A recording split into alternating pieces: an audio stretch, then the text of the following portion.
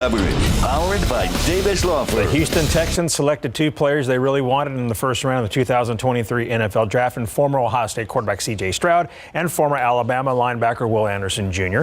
They grabbed Stroud second overall and traded up from 12th to 3rd to select Anderson, who's a big-time pass rusher. All told, the Texans added 9 new players to the draft, and 7 of them all have one thing in common. Here's Texans GM Nick Caserio.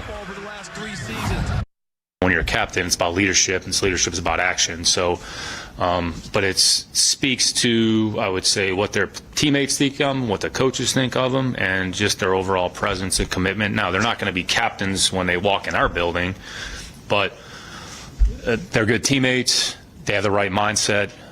They put the team first. So I wouldn't say that that's a sole criteria that we base the pick off of, but it's a part of the evaluation. The national media graded the Texans' 2023 draft class anywhere from an A, B+ to a B-. Turning to golf, UTSA senior Cameron Carrion has earned an NCAA postseason berth as an individual and will rep the Roadrunners in the San Antonio Regional, hosted by UTSA and San Antonio Sports on May 8th through the 10th at TPC San Antonio, the Oaks course, the same course that holds the Valero Texas Open. The San Antonio native and a Carter Road High School alum was one of 6 individuals who will play in the San Antonio Regional at UTSA's home course. 12 teams, including number 1 seed Texas A&M, will also compete with an eye on advancing to the national championship. Cameron is ready to go. I'm lucky enough to, we didn't have such a great season, but I'm just really excited that I get to represent UTSA, especially because we're hosting this year and at our home course. So it means a lot, especially because I'm from San Antonio as well. So can you expand on that? How cool is that you guys are hosting the tournament out here on your home course? Oh, it's incredible because they host, TPC on the Oaks is the Texas Valero is played out here, and it's a really tough course, so it's very well known, and getting to play it pretty much every other day here throughout the whole year, I feel like it's definitely an advantage just knowing the course. Yes. You can still find the trouble, I do pretty often, but it's awesome. I'm from here, so usually every year we made it to regionals as a team, and we're always traveling, and it takes I think you have to apply to get the host site or to be the host site way in advance, and just to know or just to get it while I'm here at UTSA, it's awesome. There's nobody better. She's from San Antonio, loves San Antonio, loves UTSA, so I'm really excited to watch her kind of show off in front of her fan base. Cameron says she plans to return for her 5th year at UTSA. If you'd like to learn more about her, you can check her out on YouTube at Golf at Why Not Go Pro. The UTSA baseball team moved up 3 places to number 22 in the land per the D1 baseball rankings. They are 33-11 overall this season and 16-4 in Conference USA. They are ranked behind fellow Conference USA baseball team Dallas Baptist, who moved up 3 spots to number 16. Now UTSA will host Dallas Baptist in a crucial 3-game series May 12th through the 14th. That'll be an exciting series. That is going to be a fantastic one. Yeah. Thanks, Larry. Coming up next, KSAT explains how school bonds are paid for and what you need to know about the wording that you will see on the ballot when you cast your vote. Next.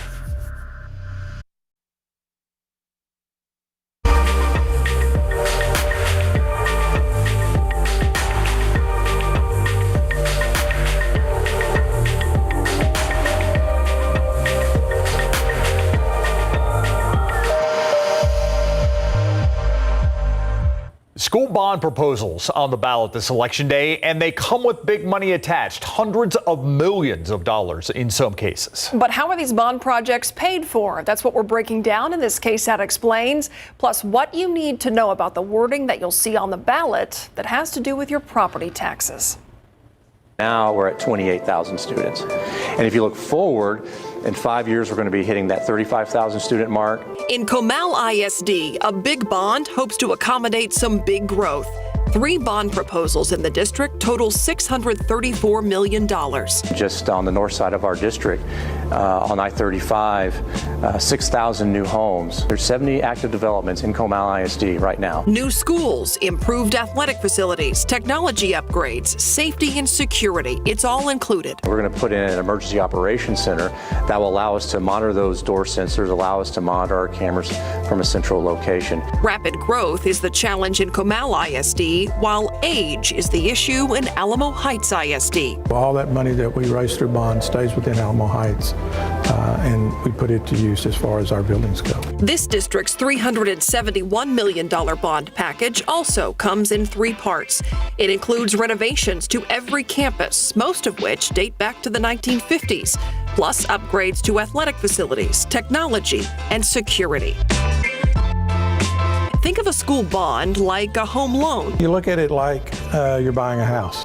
You get pre-approved for so much money to buy a house.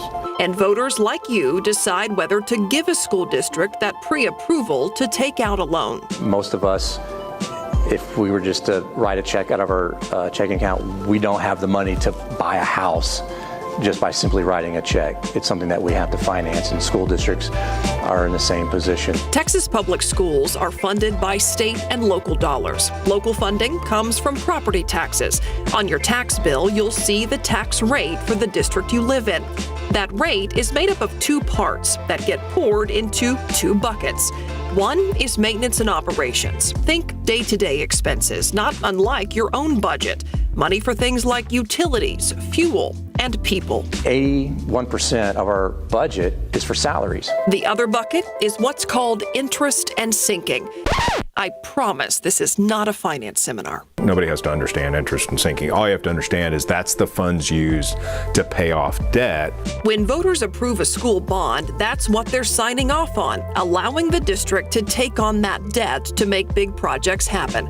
Once voters say yes to a school district's plan, the district sells bonds to get the money. You basically hire a banker who goes out to the usually the institutional market, the big mutual fund companies, Vanguard and Fidelity. You've got other institutional investors who are interested in school district bonds because it's treated under the tax law as a municipal bond, like a city or a county bond, and there are very clearly tax advantages to owning that kind of bond. The district sells the bonds, investors pay them for those bonds, and then this bucket of money is used to pay off the interest. It's to pay off the interest and the principal that's incurred, just exactly like a mortgage. If you went out today and got a mortgage, you'd get one at what, 6.25%, 6.5%, something like that. Pretty high compared to what we're used to. But in 3 years, if that is 4.5, then as a homeowner, you'd be better off refinancing that mortgage, right? The exact same thing can happen with bonds. The state has a tool to help school districts get better interest rates, which keeps more money in that bucket. It's called the Texas Permanent School Fund, and it's been around a long time, since 1845. The Permanent School Fund was endowed with land in the 1876 Texas Constitution. To this day, mineral rights from millions of acres of land in Texas and 10 miles out into the Gulf of Mexico pour money into this fund. One purpose of the money is to guarantee school bonds. Because the fund is so massive, hundreds of billions of dollars, that you would get as a school district a AAA rating, right? The top rating when you go out to sell. That means a lower interest rate that districts have to pay. But there's a problem. That fund is about to hit its limit. The IRS says Texas can guarantee roughly $117 billion in bonds. Texas schools have already applied for about $111 billion in voter-approved bonds. That does not include what's on the May ballot. Those bonds total $24 billion. So what gets approved in May not be backed by the state if the IRS doesn't raise that limit. So what will happen very soon is that folks who are going out to the market to sell bonds will sell them at the district or the charter, their underlying rating, which in very few cases is a AAA rating. And the lower it is, the higher the rate that district's going to pay, and that's going to translate to local taxpayers. Speaking of translation, there's a bit of translation when it comes to the wording on the ballot, especially this last line that says, "This is a property tax increase." Sounds straightforward, but it's not. The state recently began requiring that line, whether what you pay actually increases or not. Here's why. Remember those two buckets? Bonds can make this portion of a district's tax rate go up, but this rate fluctuates too and could go down. So that may not actually increase the total tax rate. In which case, if that concerns you, you need to call your elected official. It's what's happening in Comal and Alamo Heights ISDs this election. The ballot says each of its proposals is a property tax increase. But ask Alamo Heights. So we actually project our total tax rate will be less than it is today, but the INS rate will be more than it is today. Because the rate for that maintenance and operations bucket is projected to go down. Following the money can be complicated, but without bonds, these major school projects, they would be impossible. We would not have the funds in our maintenance and operation budget to be able to do these projects. You essentially wouldn't be able to operate. You'd be bankrupt. Early voting for the elections is happening right now, and Election Day is this Saturday, May 6th. KSAT Explains covers a different topic from week to week. You can scan this QR code to watch any of our stories on demand. We'll be right back.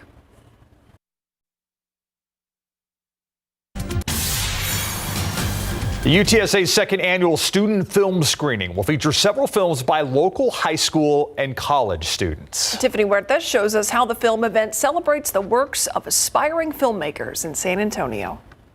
I'm really proud that I made this film. Ravindra Maganti, a student at Northwest Vista College, is getting ready to show his film called The Talented Guy. This is about a man tricking the whole world with his superhuman power, and escaping to Mars. Maganti produced this film for his directing class, and now it will be shown at the UTSA student film screening event on Tuesday. Other local students, including Sila Major from UTSA, will show their work. My film is called Nova, and it's about the tension that develops between a promising young couple after discovering they have a positive pregnancy test. The UTSA Film and Media Program is hosting the student film screening. About 20 films will be shown, everything from comedy to documentary. The films were produced at UTSA and other institutions. Alamo College's Salado High School will be participating in SAC. And NISA. It's a great opportunity for the students to expand what they do across the city. The community is invited to the Santikos Palladium at 6 p.m. tomorrow night. Maganti is excited for this opportunity and ready to work on his next film. I have 8 more scripts ready. Tiffany Huertas, KSAT12 News. Do you really want... Look outside with live cam right now. Blue skies out there, and a perk for me today, low humidity. But that's going to change, Adam Cassidy. It's already starting to change a little bit. Dew points are rising, and they're really going to spike later on tonight. You saw those high, thin clouds there in the live cam, and that's going to give us a very beautiful, colorful sunset. Between 8 o'clock and 8:25 will be your best viewing. And when you snap your photos, be sure to post them on KSAT Connect. I love to share them, especially nowadays during the night beat. Well, after the sunset. 83 right now. By 9 o'clock, we're 77, midnight 70 degrees, and 6 a.m. 65. Now notice that 20% chance tomorrow morning. It's a sprinkle or two. That's it. We'll talk about when the storms arrive again, when we have those storm chances, and a look back at April precipitation and how it compared to previous months in just a bit.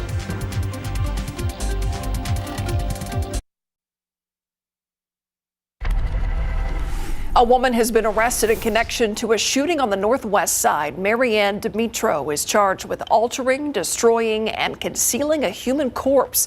She originally told police the man who killed her husband was holding her against her will.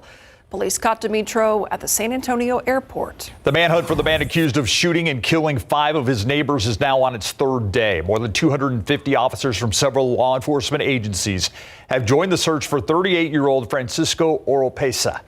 Right now, there's an $80,000 reward for information leading to his arrest. A suspect was shot while allegedly trying to steal a catalytic converter from a Northside business. SAPD says a worker chased that suspect before the two then got into a fight. The worker shot the suspect in the leg. Officers say they did find a catalytic converter and believed it was stolen. SAPD says a man was shot twice in the head while in a vehicle. It happened near downtown. The driver took the man to the hospital. The victim currently in critical condition. No information about the shooter has been released. That's your 60-second recap. Let's turn to the weather now as we kick off a new month. May, we got low humidity to start things off, but as with everything, that's going to change. Yeah. You know, we're lucky to get the breaks in the humidity this time of year, and those breaks become fewer and fewer and shorter as well. So the humidity is back tonight, and it's here to stay for the next 7 days and probably even longer than that. It's going to lead to some morning fog and drizzle the next few days, and storm chances are going to return as well. With the influx of humidity, we're going to build up more instability later on this week. By Thursday, we start those storm chances. This is interesting. Take a look at this graphic. There's a lot on here. This is the rainfall at San Antonio International Airport. Our 17-month dry spell is over. What that means is this is the first time in 17 months that our monthly precipitation was above average. And it's actually the most amount of rain or precipitation we've seen in a month since October of 2021. That's pretty significant. We got rid of La Nina, and I think that really helped us out a lot.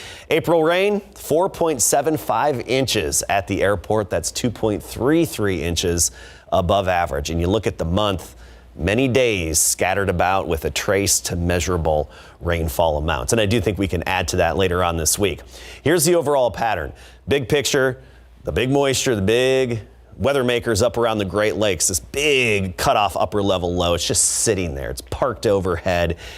Constant shower activity coming and going around the Great Lakes and parts of New England. But we're watching this upper level disturbance over Northern California. Remember, you have that counterclockwise circulation around those upper level lows, and that's going to put us in this southwesterly flow aloft because we'll be wedged between that upper level low over California.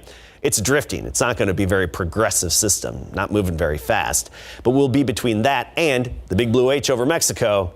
With its clockwise circulation, that puts us in this little alleyway here from the Pacific Ocean all the way into Texas.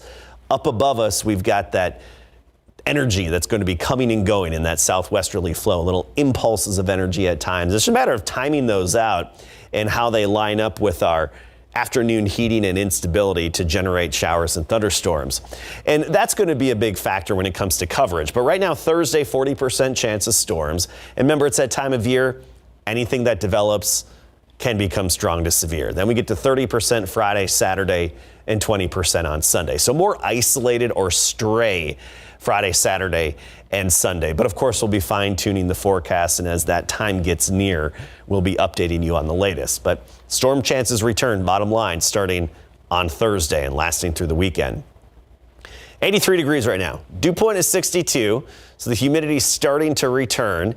Cotulla's up to 94. Eagle Pass to 95. That's where we have the hotter temperatures, even Del Rio 93. But Gonzales at 82, 82 New Braunfels, and Divine right now at 88. Tomorrow morning, we're going to start the day in the 60s. When you get those dew points back in the 60s, that's where your morning temperatures are. In the 60s, so 65 around San Antonio, 63 Canyon Lake, and 67 in Pleasanton. Then by tomorrow afternoon, 83 degrees here in town, 80 in Boerne, 83 Bandera, 83 in Poteet, Pleasanton, 84 in Gonzales at 80. And we'll start with the morning fog, drizzle, and a few sprinkles, and then we'll break into some peaks of sunshine for the afternoon. I'm not expecting total clearing, but some breaks in the clouds, getting us up to 83 with an east wind at 5 to 10 miles per hour. Notice the temperature trend, low 80s for highs through Thursday. Then Friday and this weekend, we see those high temperatures jump back up to the upper 80s, maybe even briefly hitting 90 degrees a few times. So we'll have the humidity and a little more heat back. But bottom line, it's May. It's feeling like spring out there. All right. Thank you, Adam. The Buzz up next.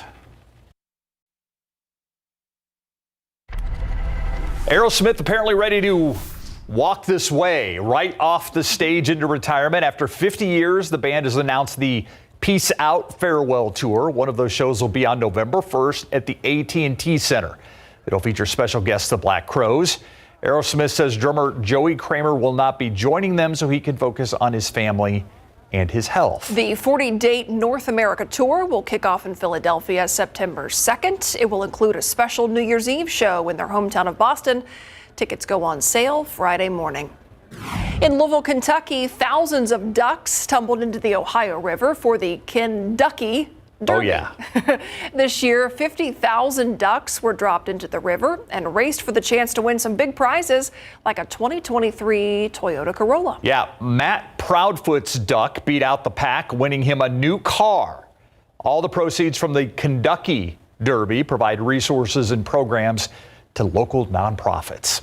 A buried treasure discovered in Italy is one of the few hoards of ancient coins ever found intact. Archaeologists spotted the glimmering coins in the Tuscan forest northeast of Livorno. In November of 2021, they unearthed 175 coins that had been buried in a terracotta pot. Researchers determined they were silver Roman denari coins. The coins were dated from around 157 BC to about 82 BC. According to the archaeological group, all but 2 were intact and in good condition, and those 2 can be restored. Researchers say it's impossible to know the story behind the treasure for sure, but they think it most likely belonged to a former soldier from one of Rome's wars. That's more than spare change. We'll be right back. Still pretty quiet the next few days. 83 the high temperature, mornings in the 60s, some morning fog and drizzle. But by Thursday, we up those storm chances a bit, back to 40%. So some scattered activity, maybe even lingering into Thursday night. And then we just have to watch out for some of those pop-up afternoon storms Friday, Saturday, and Sunday. All right. Thank you, Adam. And thank you for watching the news at 6. See you back here on the Night Beat at 10.